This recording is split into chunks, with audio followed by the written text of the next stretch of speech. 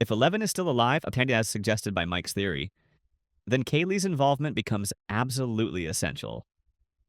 Because what we clearly see on screen is this. Kaylee appears mortally wounded.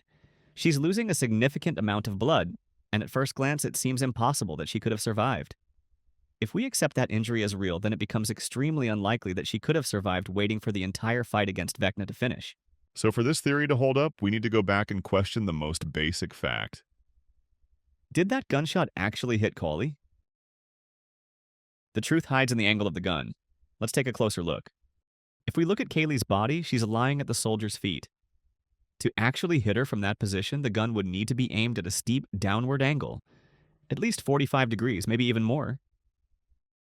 We can also see that the gun itself is positioned quite low, below the soldier's waist, almost at the level of his left arm.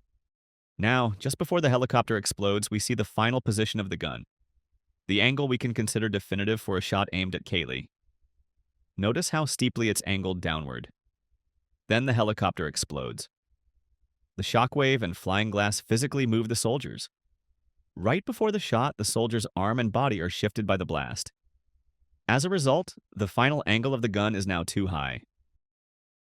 From this new position, it would be highly improbable for the bullet to hit Kaylee, who is still right at his feet.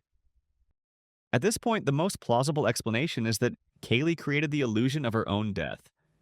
This would explain how she could later use her powers to help 11 escape, and why no one would question what they were seeing, believing Kaylee to be already dead. Kali appears dead in an extremely short time before Hopper returns. 11's calm reaction could indicate that she already knows what's really happening. If Kaylee was not actually wounded, it changes everything. It would make Mike's theory that 11 could still be alive much more plausible. Kaylee could have been protecting her, creating the illusion of her own sacrifice while secretly helping 11 escape. Look at this.